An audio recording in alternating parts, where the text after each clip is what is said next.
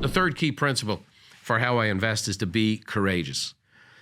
You can't get scared.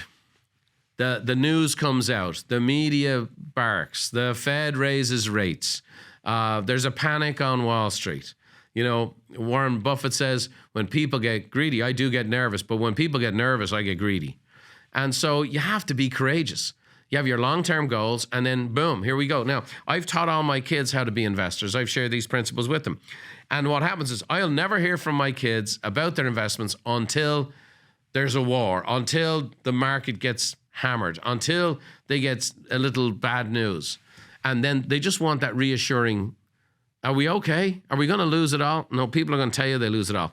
And in today's clickbait world, the person who predicted Lehman Brothers is predicting the world's greatest crash. Who knows?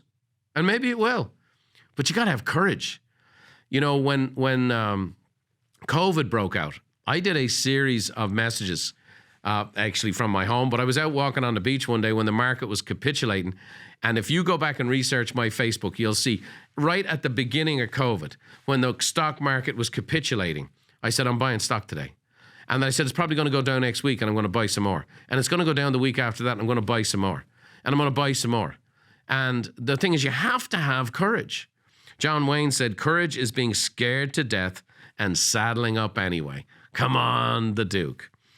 So you got to be courageous. So a couple of points on how you do that. You stay up when the market's down. You know, why do we cover so much personal growth and development here as a small business entrepreneur focused podcast?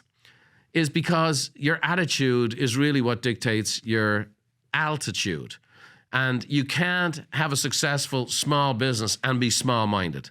You have to expand your mindset. And so you got to stay up when the market's down. You know, Lewis Winthorpe in Trading Places, I talked about Trading Places this year at our Peak Experience event. He said, think big, think positive, never show any sign of weakness. Always go for the throat, buy low, sell high. Fear, that's the other guy's problem. So you stay up when the market's down. The second thing you got to do in being courageous is you got to stay in the market. And I'm going to share with you some stats right now. And this will also kind of expose where we are culturally and the types of people that are winning, the type of people that are losing. So, and I mentioned this earlier about $100 in the S&P 500. Here's what it actually looks like between 2002 and 2021. Okay? So someone invests 10 grand. So if they put 10 grand in the S&P 500 and just left it there from 2002 through 2021, 10 grand becomes $61,685. Okay? Now, let's say somebody, when they get nervous, they pull their money out of the market and they miss the best rebound days. So they miss 10 rebound days. So during that same 20-year period of time, they've only missed 10 days.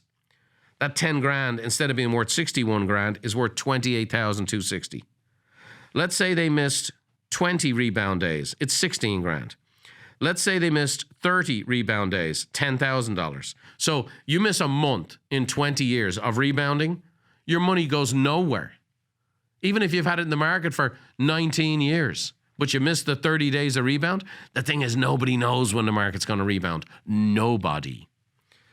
Let's say it's 40 days. That's $7,300. Let's say it's 50 days. That's $5,100. And let's say you miss 60 days, just 60 days, 2 months in 20 years of the best rebound days. You've turned $10,000 into $3,698. They say, how he made a small fortune in the stock market. How is that? He started with a large one. The fact of the matter is, when you got to have the courage to stay up when the market's down, you got to stay in the market. You got to stay in the market. If you miss the rebound days, you miss it all. And you have to have courage to stay in when it's sticky.